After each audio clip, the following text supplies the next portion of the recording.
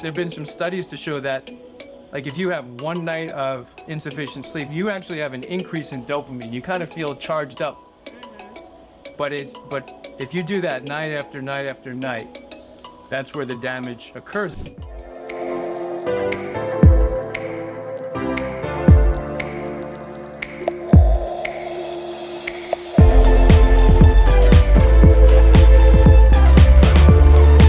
Welcome back to our podcast, Unfilter It with Lindsey and China.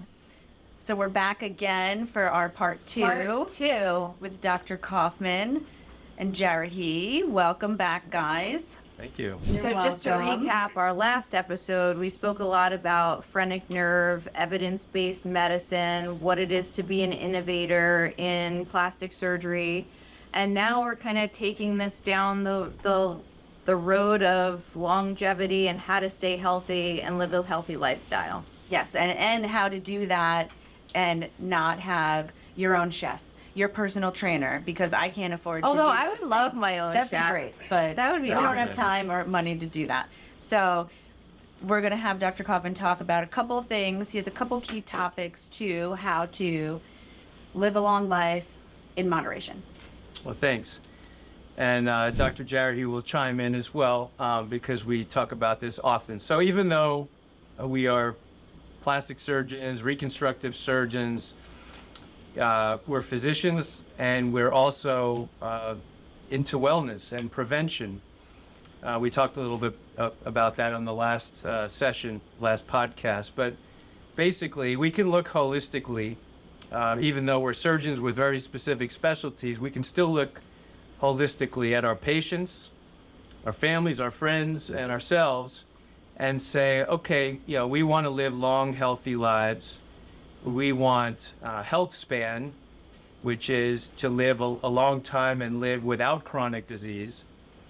For many of my patients, in order for me to advise them on that, it needs to be done on a budget. They can't spend $500,000 a year on supplements and private chefs and things like that. So how can you improve health? And also, although I am not a wellness longevity expert, it's sort of a hobby of mine. And I on my non-surgery days, I spend a lot of my time looking into this, the science of it, listening to experts in the field, reading books on it.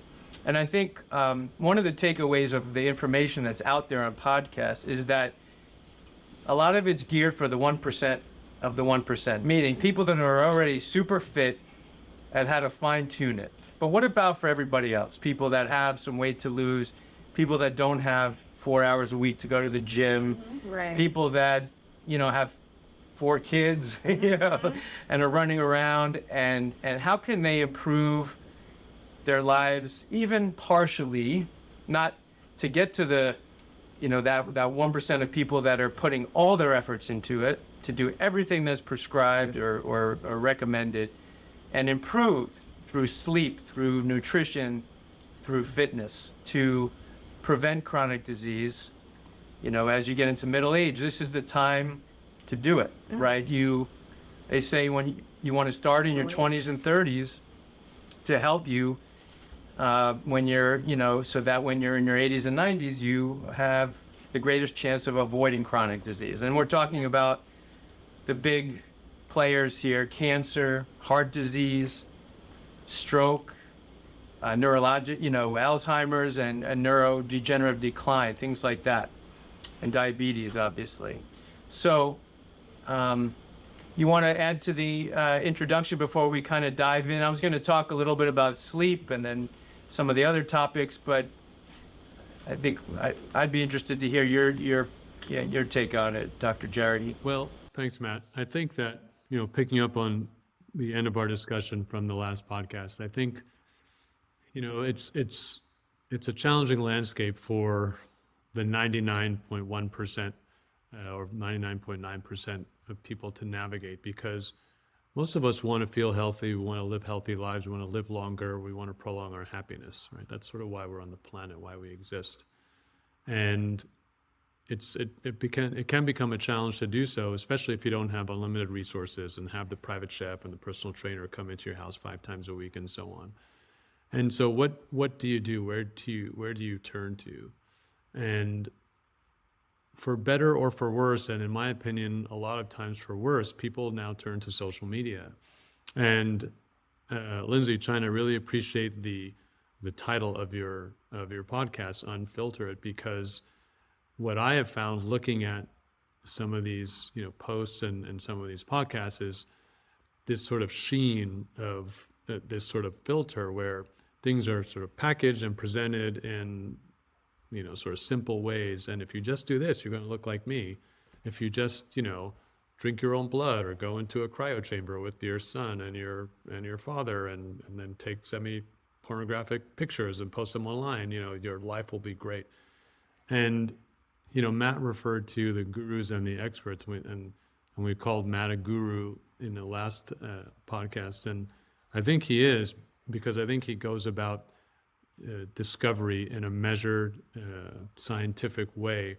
And there are people online who are disseminating information, whether it's through books or, online digital media and so on, who are educated, trained, they're either MDs or PhDs, they've done years and years of research, and I think the knowledge that they're putting out there is really useful to consume. And then there are people who have unlimited resources who just sort of try things, and it's worked for them, and they become sort of self-proclaimed gurus, or other podcast hosts will put them on as aficionados or experts, in quotes.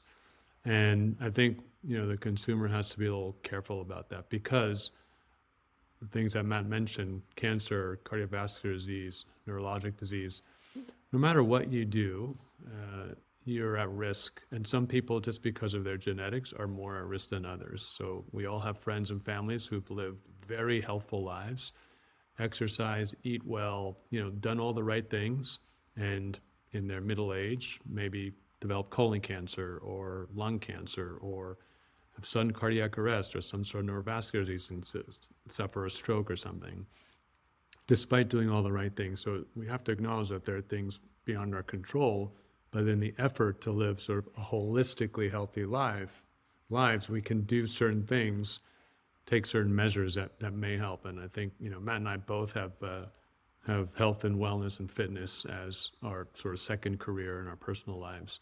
And so, yeah, Matt, tell us about what you've incorporated into your life. Well, I think number one is, and I read this quote, and I don't know the validity of it, but 25% of the determination of how long we're going to live, based upon the development of chronic disease, is genetic based, and the 75% is what we do. And now that could be an oversimplification. Still, though, that's huge. But at least it leaves the door open that we can perhaps, not just sit back and say, well, my genetics are poor, my parents died early, everyone in my family had heart disease, so there's no way for me to change that. I think that's just an easy way out, right? And I think that probably, even if the number is not 75, the number is high enough that we can make changes to our future. And to be healthy, to be one of those people that you see that's in their 70s, going to the gym or living an active life, able to get up off the floor, things like that. And so, there's a lot to talk about. This could be multiple podcasts, but I was going to leave the emotional, mental health component for another day, because that's a whole discussion in and of itself. Yeah. And really focus on the basics, because there's a lot of science about the impact of the basics, and that's the big three: sleep, nutrition, and exercise. And I don't think there is any, number one, there's no downside to any of that, to improving that, right? We talked about risk benefit on the last podcast. There is no risk, within reason, there's no risk to getting the right amount of sleep, to exercising, although you could hurt yourself, but if you do it right, and to eating, to making some changes in your diet. So that the risks are low, the benefits are tremendous, and there is a great deal of evidence, scientific evidence, in all three of those areas that if changes are made, that you can have a significant impact on your destiny, on your future. So sleep. I'm curious, I need to hear about that. how many Well, hours? so I was just How many gonna hours a ask. night does everyone sleep? How many hours a night do you think you need, and do you nap? Tell So me. I would say, as of lately, my sleep patterns have been better, and maybe I get about 6 hours of sleep. I definitely require more. I know that, like, if I had the luxury of napping midday, that I would live an optimal life because I just Not here. feel like I'm programmed for that. So my question was going to face you with, you're a busy surgeon with children, with schedules. How do you implement a healthy sleep practice? Right. Well, the first thing to know is that most of the country is like you. The average American does not get enough sleep. Most people get less than 7 hours a night of sleep. They've done surveys on that. But it's also quite known that unless you're a superhuman individual, you need 7 to 9 hours.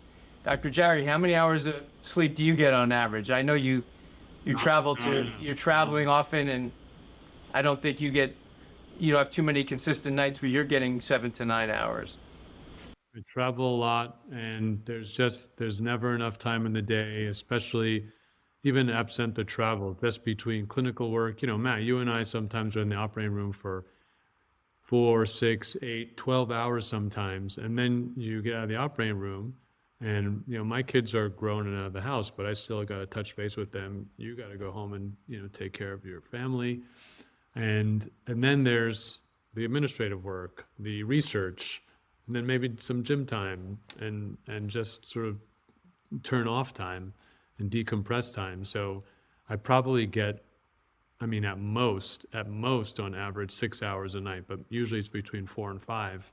And I certainly know it takes its toll. It's just not enough. Well, the literature really says it's the cumulative nights of inadequate sleep are what really does the damage in terms of increasing your stress hormones, cortisol, breaking down your muscle, right? And then over time having an impact on your cardiovascular system and your cognitive ability. So generally speaking, one night of insufficient sleep, some people, there have been some studies to show that, like, if you have one night of insufficient sleep, you actually have an increase in dopamine. You kind of feel charged up.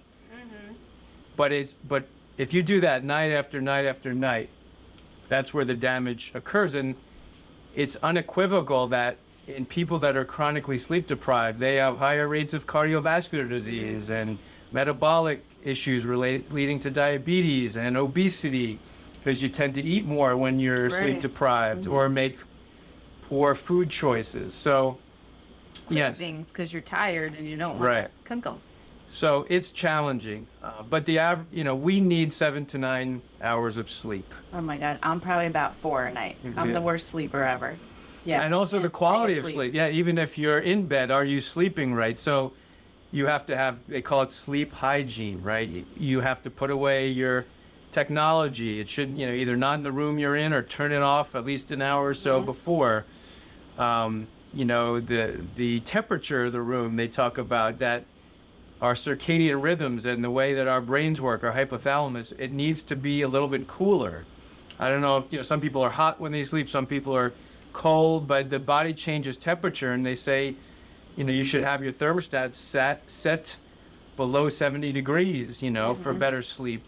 It's like the babies in Norway and Denmark to sleep outside in the snow Yeah. That's where I in need their to go. buntings. Yeah. If you're wound up, intrusive thoughts, right? If you're going to bed and you're thinking about all of your day's stresses and frustrations, and you might wake up at 2 a.m. in a cold sweat and be ruminating and then not be able to go back to sleep. Right, and then what happens? In our sort of pharmaceutically focused and dominated culture, how many people will then reach for an Ambien on their bedside table, and does that improve the quality of the sleep? It may give you a few hours of sleep, but I think there's enough research to show that the quality of that sleep is not the greatest. So as Matt said, it's not only sleep quantity, it's sleep quality or sleep hygiene. And then you get into a cycle where you feel you can't go to bed without doing something like taking a sleeping pill of some sort. So you asked the question, what do I do? So obviously, although I would say I don't always get the right amount of sleep, it's easier for me now than it was years ago when I was running to the emergency rooms. My schedule has been a little bit more controlled. That helps. Not everybody's able to set their schedules for that. Napping is okay, right? So let's say you've had a stretch of 3 days where you've had 6 hours of sleep, and now maybe you hit the weekend and you could find a little bit of time. Amazing. So naps are okay. Generally, it's thought not to nap for too long because that can interrupt the next night. So under an hour, even under half an hour. They talk about a 20 to 30 minute nap. I know Dr. Jarrahy, he's the king of the quick He's the napster. napster. A little bit Between cases. But that can help you catch up. We need a nap pod. Yeah. We need nap pods here. And then, caffeine, alcohol, these things that can affect sleep, having a giant meal and then going right to sleep. Your digestive system is working overtime, so trying to have your last meal and then a couple hours before you get to bed. Obviously, these are all challenging things when you're running around with a job and a family, but even some small changes, so thinking about when your last cup of coffee will be for the day, having it be before mid-afternoon, right? Yeah. So that the caffeine's 6 hours later, it's out of your system and it's not going to affect when you first head off to sleep. Setting. To jump in real quickly, one thing that I've been hearing about more and more recently on podcasts and there's some sort of social science literature coming out to support this is the importance of routine. So one thing I'll tell you about Matt, he's incredibly disciplined. I mean, some people might even use the term robotic. I would not use that term, but others might. And there's such and I wish I had that discipline to have a routine, a daytime routine, depending upon the day of the week, knowing my schedule, and then an evening routine when you wind down and don't have a cup of coffee at 5 o'clock in the afternoon, because that may impact when you go to bed at 10 o'clock at night. But there's a lot of research in our circadian rhythm and biological clock that our bodies tend to wind down at a certain time. And if we stick to our routine, these things sort of fall into place. The regularity of sleep and the homeostatic functions that occur when we sleep are all optimized. So, no matter how hectic your life is, there's probably room to institute some sort of routine to help facilitate that, especially if you believe that it promotes your health and well-being. It's certainly worth the effort. And I wish I practiced more of what I'm preaching here. Right, and that would contrast with someone, maybe someone would call you a little bit disheveled, not I. Disheveled? Or, I'm pretty well cut. He looks pretty capped today. I comb my hair. I would almost say I look dapper, but maybe a little irregular in terms of. Irregular. I may have a little ADD. I'm not going to lie. So, maybe at night when I should be winding down, maybe something strikes my fancy, and then I get on my laptop or my iPad and I go down the rabbit hole. I would call your sleep hygiene. You're not disheveled, but your sleep is a little bit disheveled. I feel like I would agree to that. this is an attainable goal for people though that like maybe are lost about where to start. This is easy to add in. Adding a routine and saying my intention is I'm going to try to wind down an hour before my bedtime, maybe set a bedtime each night and like try to stick with that. That's right. Don't watch Netflix till 2. I know they say like a new habit takes 21 days or something like that. So maybe just, continuously trying is a step in the right direction. I think so. Yeah, I'll maybe. try and report I will back. say I get a lot of, texts from friends at anytime after 8, 9, 10, 11 and there are links to Instagram posts. And it makes me think they're sitting in bed, and instead of winding down, they're getting all this blue light into their brains. Guilty. Doom scrolling social media. Doom I'm scrolling. thinking that Guilty. is not going to help there. And I'm guilty of the same thing. Like my eyes get tired if I look at a screen and I put the sort of night setting on so the iPad doesn't give me that blue light. But I'll read the news of the day just because I'm a little bit of a news junkie. And so I'm reading about war here and conflict there, and then I doze off to bed. And then at 2 or 3 in the morning, I wake up thinking about the wars and conflicts in my own life. Right. Again, Well, maybe practice you know how of we can meditation. control our kids' app time. Maybe we should put our own app settings on to shut off at a certain time at night, and then it's the phone doing it for us to regulate. I've seen these family lock boxes where everyone puts their phone in and it's on a timer, so it doesn't unlock till the whatever time you set, and you can't like go back on what you set. So I mean, that could be a way. Could be a thing. That could be a thing. How about nutrition? Now, we touched on sleep. Nutrition seems to be a big factor, especially in our country where everything is fast and on the go. And supersized. supersized. Supersized, eating in your car, all these things that like I try not to do, but also guilty on certain nights where we work late. I'm like, pizza it is, guys. Five guys, let's go. Yeah. Right.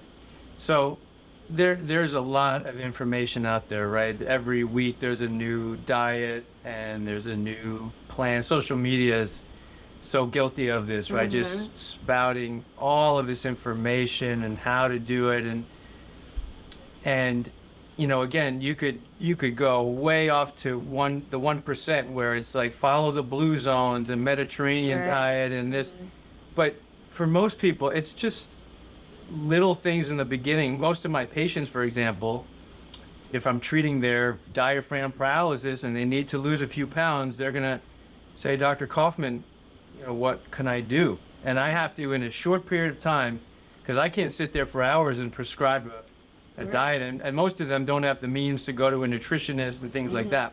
So what I tell them as step one, and these are people that are probably eating mostly fast food for most of the day, and have no idea about macros or how much of this to eat and how much of that. So number one is portion control, right? So if you're going to go and have pizza, have 1.5 slices, not 4, right? So first off, you have to make little baby steps. If you're starting at ground zero, you have to start with very small changes. They talk about, routines and changes in you can't give someone 12 changes and expect that they're going to follow that. They're going to throw their hands up in disgust and say, I can't do this. Or do it for a day or two. Right. Get through But it. if you gradually, if you make one change at a time or 2 changes at a time. So what I tell my patients is, portion control. Eat as much as when you put your hands together instead of mounds of plates of food, and especially you go out to a restaurant and the portions are always, unless you're in Italy, the portions are just too large. And then I usually tell them, find your weakness. If your weakness is donuts, if your weakness is beer, if your weakness is some other, French fries, start, winding that down. And so 2 little changes can start the process and have a huge impact. If someone's a little more sophisticated, you can get into, all right, switch from canola oil to olive oil, or eat more white fish, omega-3 fish than steak, or something, things like that. But I think for most people, it's making a couple of small changes and seeing how they do with that and report back, and it's sort of a self-fulfilling improvement. They lose a couple pounds and it's working, and then maybe you can move on. And certainly I am not I'm not a certified nutritionist, but just in dealing with people holistically, these are things. And in working, in knowing lots of nutritionists and people that are in the fitness realm, these are the kinds of lessons and education that they try to give to their clients. But Dr. Jarrahy, Rez, do you have any thoughts on nutrition and your patients? Yeah. nutrition is so challenging. You guys can do 24 podcasts on diet and nutrition because, we're a country of fad diets. And, I don't mean to come off as a cynic, but, who drives the diet craze? The people who are marketing the diets, because there's profits to be had there. But diets usually are sort of short-term and somewhat radical or aggressive changes to one's routine. And if we go back to the thought or the idea of a routine, as Matt was saying, if you change your routine just a little bit, incorporate one different choice into your diet regimen for a while, and then another, whatever it is, then over time you've changed your approach to food. I just try and keep it simple. Matt will tell you that I haven't had a bowl of pasta in 30 years, which is not true, but I do favor a low carb diet, and it's not because of Atkins or paleo or whatever, one of these sort of fad sorts of diets. It's just a choice I started to make probably 20, 25 years ago after reading something about nutrition and carbohydrates and how our bodies store and process carbohydrates. So now, for me, if I have a choice and my routine is, even if I'm at home preparing a meal for myself or if I'm out at a restaurant or whatever, is to focus on lean proteins and vegetables. So one simple thing I tell my patients is, hey, if it comes out of the ground, it's probably better for you than if it comes out of a factory. And there's more and more research coming out about ultra-processed foods and how that is really not the way to go. Unfortunately, food, nutrition, diet, it's the opposite of the great equalizer. It's the great separator because, especially in a place like Los Angeles, where we have very diverse communities and populations where, in one part of town, you go to a certain grocery chain and you're going to pay like $18 for a bottle of water, no joke, or $35 for a protein smoothie. And the other part of town, you'll go and you can't buy organic produce within a several mile radius. And, you guys know the term food desert. So, it's a challenge depending upon where you live and your socioeconomic status. But even at the extremes, I think people can make simple choices for what they put in their body. Where does that thing come from? And if it comes from a place that seems weird, like there's been a lot of chemicals and a lot of people touching it and plastics and this and that, then maybe there's a better choice if you have access to it. Do you know, I bet you none of you know that, you remember the old food pyramid? Mm-hmm. Yeah. Do any of you know that was done away with in 2011? Wow. And now they have something called a My Plate. They were worried about portion size in that the food pyramid did not reflect how to control portion size. So now they have something called a My Plate, which I think is pretty interesting, so that you know how to fill your plate with food. Half of the plate should be fruits and vegetables. So, fruits and vegetables should be one ingredient, whatever that fruit is and whatever that vegetable is, really. And then the other half of the plate should be whole grains, so not white flour, but whole grains. And one good thing to know is that popcorn is included in whole grains. I always feel like that's a good snack, right? Popcorn. But whole grains and lean protein, right? And then there's like a side dish of dairy. So it's the My Plate, half of it's fruit and vegetables. The other half is split between whole grains and lean protein, and then a small side plate of dairy. And maybe people could think of that in their mind. But as you were saying, Reza, that the ultra-processed food is terrible. And it's really hard when we go to restaurants, right? Because we don't know what's in that Right. food. Mm-hmm. With DoorDash or restaurants, the world is eating out all the time. Mm-hmm. How many people are going to the supermarket and going to the front end and you're supposed to stay on the corners and avoid the Periphery. middle, the Yeah. periphery. How many people are doing that, going home and cooking up the succotash, right? Most people are door dashing. Right.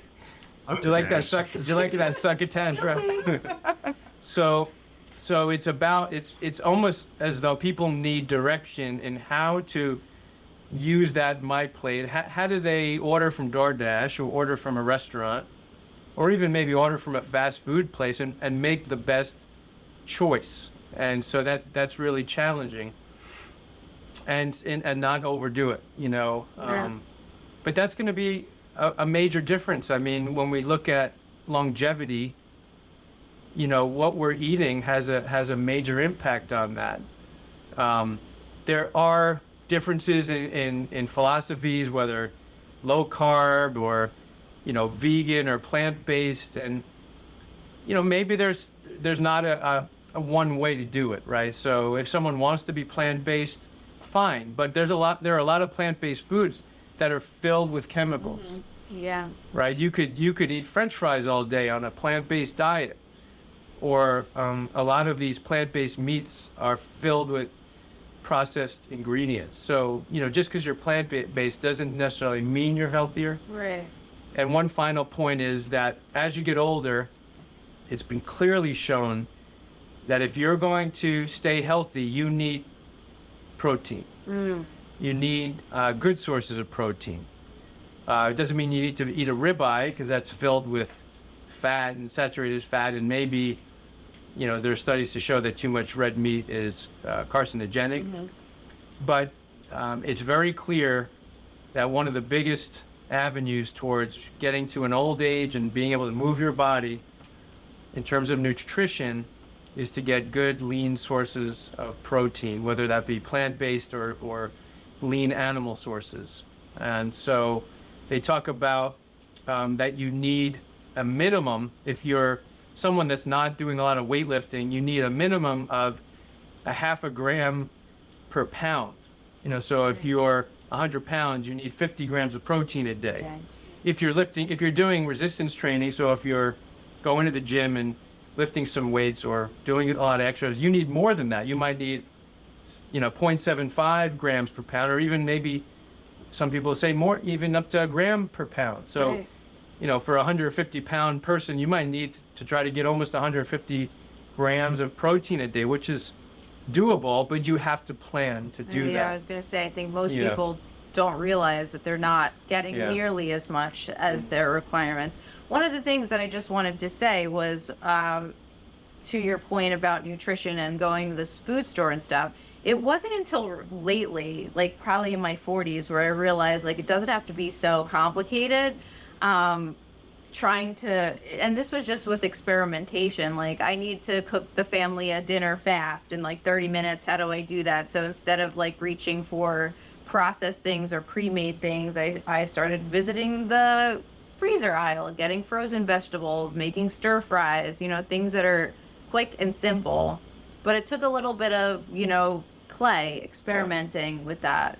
One of the positives of social media is there are thousands of recipes. Yeah. And at home, we use Instagram for quick recipes that don't take too long, and you may be able to put together with things that are already in your home. Planning ahead. Simple. I think that's And that's a great example you just gave, because a lot of people will go to the frozen food aisle to pick up something in a rush, and instead of going and getting some frozen vegetables to throw in the stir fry, they'll go to the frozen pizza or the frozen prepared meal or the frozen, fried chicken tenders or chicken nuggets, especially if there's kids in the house and they favor that. And so it boils down to, just a simple choice.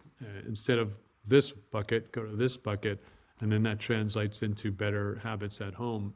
I think we mentioned mental health, and I'm sure you guys talk about that on your podcast, and it's really important to acknowledge that there's a big emotional component to eating. So at the end of your day, when you've gotten kicked in the teeth at work by your boss, or just sat in traffic all day, or just stressed about whatever it is that we're all stressed about on a daily basis, when we go home, we flip on the TV and watch TV too late, and that impacts our sleep. We eat comfort foods, and there's a lot of research that tells us when we eat certain foods, processed foods, sugary foods, foods that are high in saturated fat, there's some dopamine release, there's some satisfaction to it, and hence the term emotional eating. And I'm not going to sit here and tell you that, oh, just sort of suck it up and deal with it. It's difficult to overcome that, and I do it regularly when, I'm looking in the fridge and I'm looking at, making a salad versus, oh, there's a frozen pizza. Even if it's organic, it's still a frozen pizza. But that's going to make me feel better about the crappy day I've had. So there's a lot of challenges to it, but it goes back to what we've been talking about in this podcast and the last, which is, routine, small changes on a daily basis and sticking to them. And then all of a sudden, maybe the salad gives you an emotional uplift as well. Maybe that becomes your emotional eating. And then all of a sudden you've made a fundamental change in your approach to nutrition, and that in all likelihood will contribute to your longevity.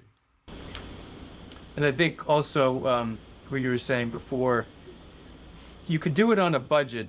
Not everything has to be organic if you're eating basic food. There are some fruits and vegetables that they've shown that if you don't have organic, there are a lot of pesticides and chemicals, and there's a list of which ones you need and which ones you don't need to be organic to avoid those.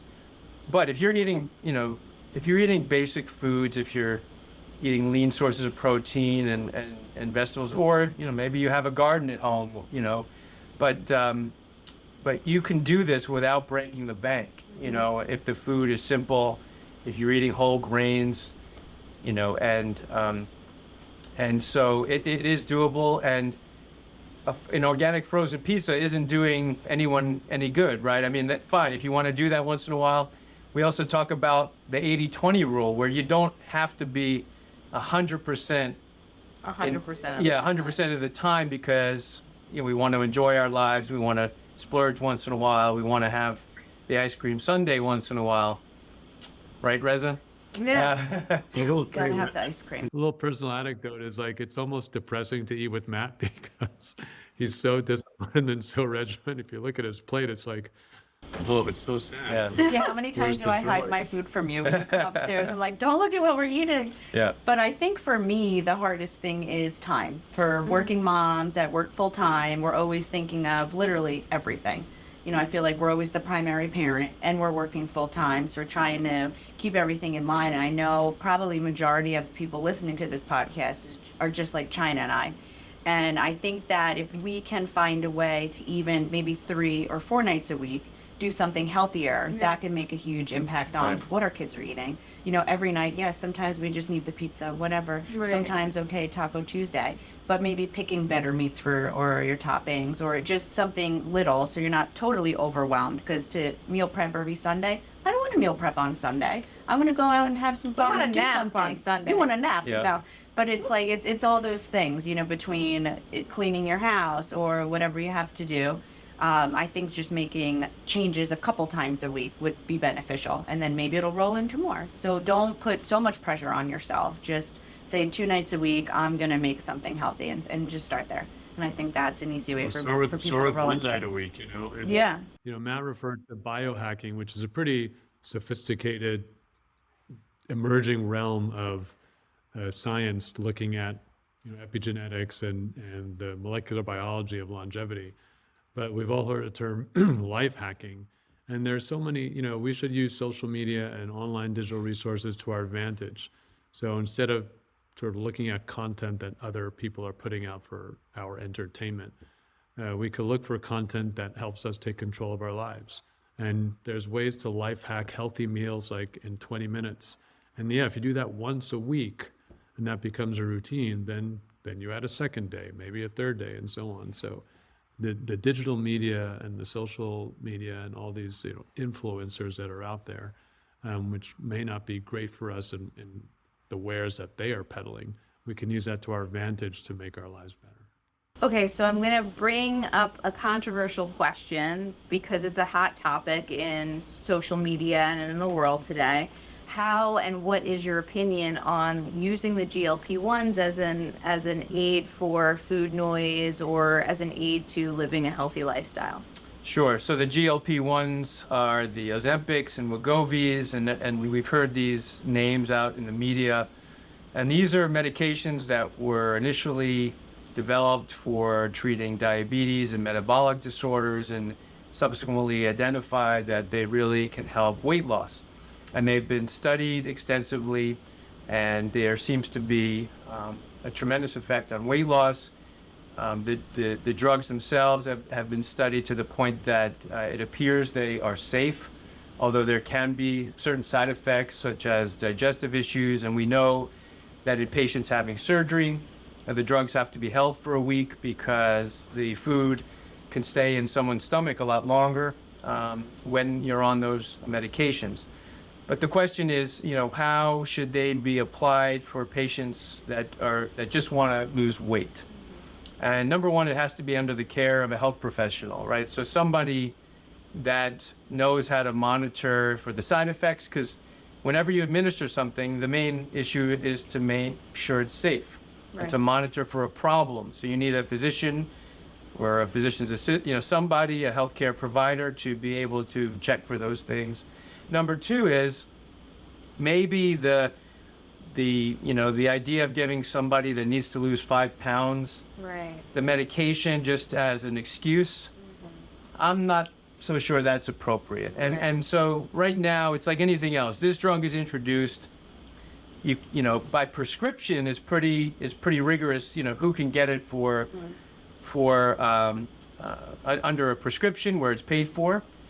But there are many people that are just paying cash for it. And if you're using it to lose a couple pounds, I'm not so sure that that's the right use of it. If you're, let's say, a patient that needs to have a certain surgery, and now the surgery would be too risky unless you lost 30 pounds and you need to lose that. Let's say you need heart surgery, but they can't do it.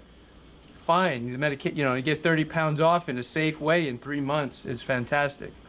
If someone is morbidly obese or significantly obese and they don't know where to begin, fine, or they're on their borderline metabolic syndrome. But to give it to every person that says, oh, I'm perfect, I don't have to go to the gym, I can lose 5 or 10 pounds on this medication, I'm not so sure that's an appropriate use of it. And I think we should talk about this safety somewhat, like you were saying. You should be monitored by a healthcare provider.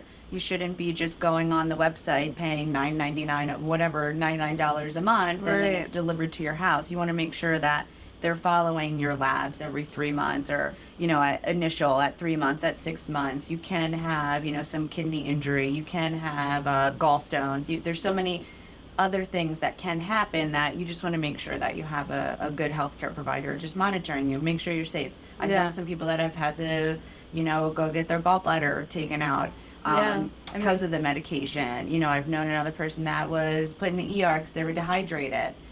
So there's a lot of things that go along with it that aren't safe. To the surgical point, like that is for sure something that needs to be communicated to your surgeon if you're planning on having surgery, because it has to be held for more than just your gastric emptying, but also these patients are very dehydrated when they're going into surgery. So good stuff.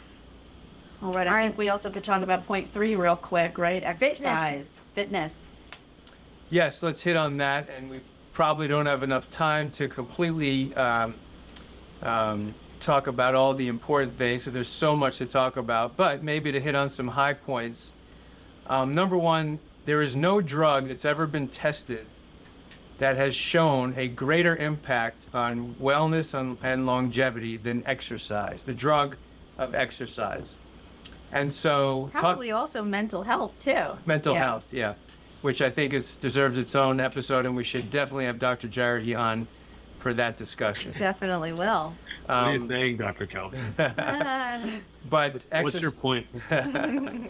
But without question, the drug of exercise has been shown, time and time again with every chronic illness to have an impact in either preventing that illness or even helping patients with those illnesses to thrive or improve. So what is recommended? Well, again, looking at what is the CDC recommend, and they recommend 150 minutes of moderate intensity endurance exercise and 2 sessions of resistance training a week.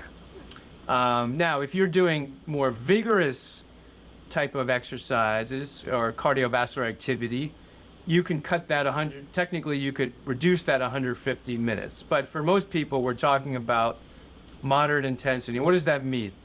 That could mean as simple as going out for a brisk walk. Okay, that doesn't mean walking your dog and stopping. It means going out and having a sort of a concerted time where you're it's a little more than conversational. Get your heart rate up. And you're getting your heart rate and breathing rate up. For a lot of people, that's hard to do 150 minutes a week, right? That's 3 hours, almost 3 hours a week of that activity, plus more time to do some weights. And a lot of people would say, I can't do that. So, I mean, I think in general, short of that, do what you can, right? Again, making a routine and fitting it in when it can happen. So if you're a morning person and you can get up before work, sometimes that's hard. You can do the Mark Wahlberg routine where you wake up at 2, 3 in the morning and start your day. It's really hard for a lot of people to do. And to have, your workout done by 4 or 5 in the morning, and then you have your whole day ahead. And then you have to nap twice before Yes. you get to work. And then how do you get your sleep? How do you get your 7 to 9 hours of sleep? Reza, what's your fitness mindset or routine or philosophy? Well, you just said it's routine, like everything. This is where I'm actually better at than sleep routine, because I just make it part of my life. And the people who I'm surrounded by, including medical students and residents and fellows, of people whose sort of educational growth I'm partially responsible for, I feel I'm also partially responsible for their overall wellness. So I encourage them to do something, because when you're working hard and you're stressed out and you have things going on at home, things going on in your head, for some people it's hard to put that aside and focus on exercise. Instead, you want to grab a Twinkie and turn on Netflix. So for me, it's just when I'm feeling burdened, I go right to the gym. So for me, it is a mental health issue as well as a physical boost. And, you and I, ladies, I can tell you that Matt and I do that 150 minutes and 2 sessions in one workout together. We work out pretty hard. And I will acknowledge here publicly that Matt has me beat, in terms of his physical prowess in the gym.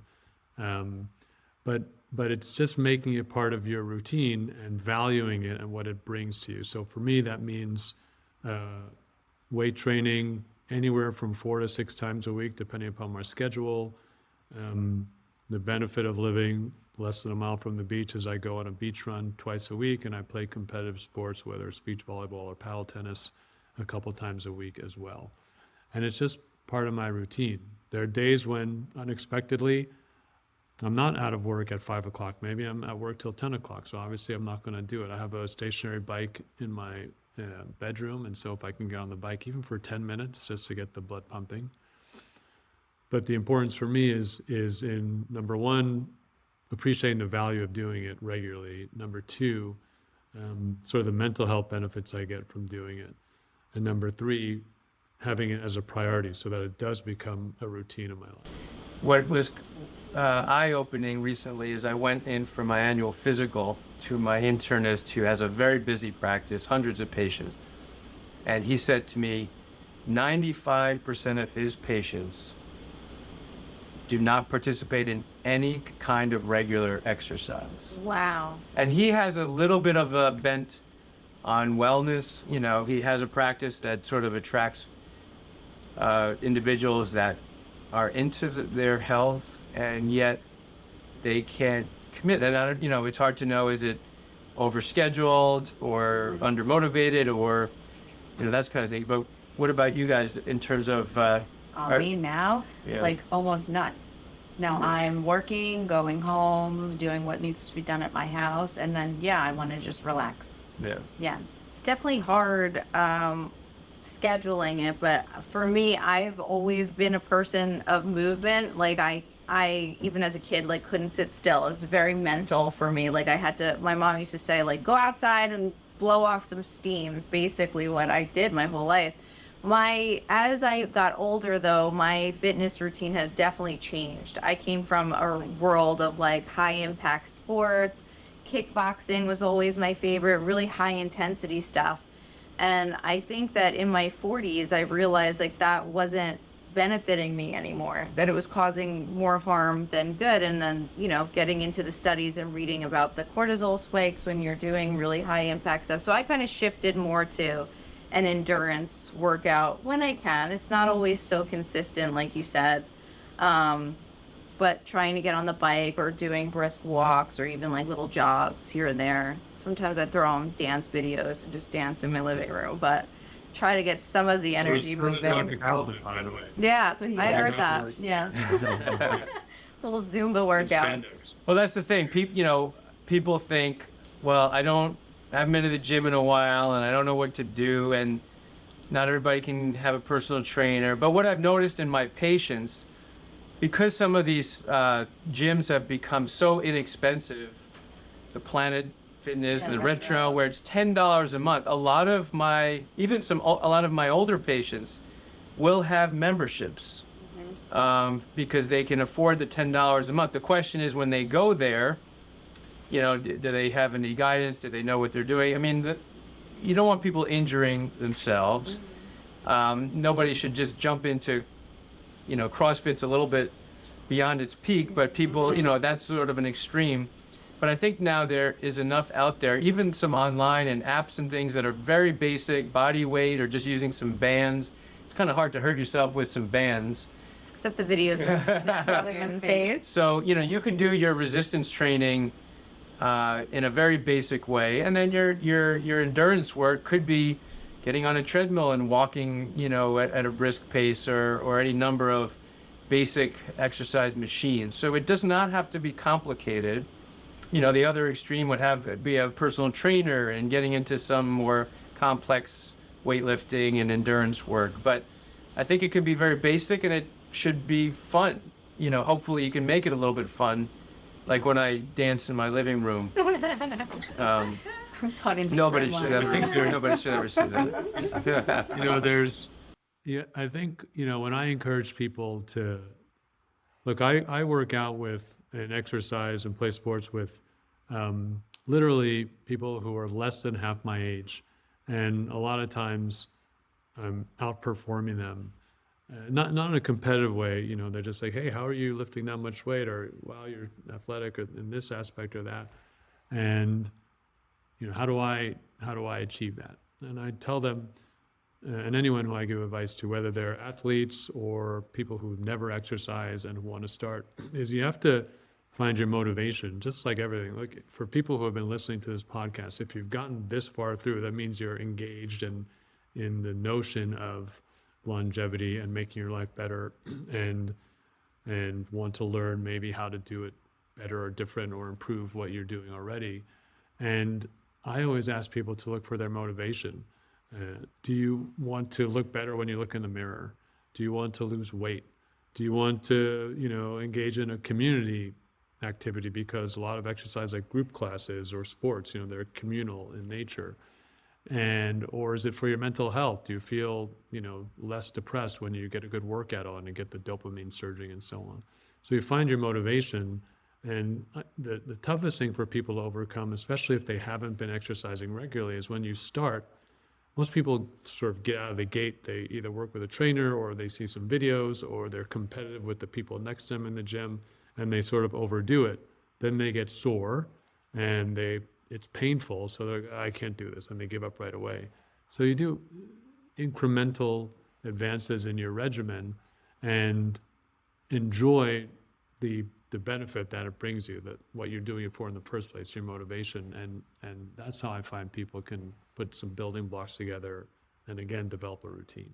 And alternatively, going from nothing to something is where all these exercise studies have shown that is also the biggest improvement, right? So someone that's been exercising a long time is only going to make small little jumps. But when you go from nothing to something, that could be a self-motivator because you will see the biggest change. You might be more sore, but you also will see the biggest improvement, the steepest improvement on that curve of that exercise curve. So that can hopefully motivate some people. All right, Well, I I'm know motivated from this podcast. We so. could probably talk about each of these topics for days long, but I think we're going to end here. Yes. And I'm going to speak for Lindsey and say we are just so blessed to work with such really cool, innovative, intelligent people that are crazy enough to come on this podcast with us. So we thank Oh, people thank you. for Thank you that. both for coming And on. also Dr. Kaufman. And thank you too, Yes. and thanks Reza for coming on and You joining guys us. will be back. We'll And have you back hopefully we'll have again. you back for more topics on this and like this. So All right. see you next Ladies, time. can I, sorry, I should have mentioned this before. Can I just say one thing, 30 Please. seconds? Because one of the challenges, and Matt was just talking about it, is you know, how do you measure your improvement? How do you measure your gain? So for a lot of people, it is, oh, I'm looking in the mirror, I'm not seeing any changes. Or, you know, for a lot of people, for decades and decades, it's all about the scale. I've weighed myself maybe once or twice a year. I don't really care about the number. For Matt, maybe it's measuring his VO2 max, which is a very sophisticated way of measuring your cardiovascular health. There's a company I know of called Tally, like, you know, Tally, like Tally check marks or whatever. And I have no financial interest in the company, but I know that they do like a home kit where you can take a swab of your cheek and send your DNA to the company, and they'll tell you what your sort of genetic age is or your epigenetic age is relative to your chronologic age, and then recommend supplements. So, you know, we're a sort of goal-oriented society. Like, we score everything, we tally everything, no pun intended. And I think that people who are engaged in this and who are listening to your podcasts, like, hey, when you do aesthetic work, people come in and they say, oh, maybe I want some lip filler. And the measure is there, my lips look bigger, or I want Botox. The measure is there, the outcome is there. You know, the wrinkles on my forehead are less noticeable. I think people have to, whether it's for exercise or nutrition or sleep, they should focus on a certain outcome measure for themselves, whether it's sending in a DNA sample to a company and checking their age, or measuring how much they could bench press on week 1 and week 20. And I think that's highly motivational to be goal oriented. Sorry, I just wanted to say that. No, I love I that. agree. Talked Yeah. so much I couldn't get a word in. Well, All thank you right. both again for coming and sharing your expertise and your insight. We really appreciate it. Yes, 100%. I think this is really great for our patients, and for anyone else listening that isn't our patient yet. Come on in and see us, and we will definitely have you guys on again in the future. So, want to say goodbye. See you next time. Unfilter It With Lindsey and China.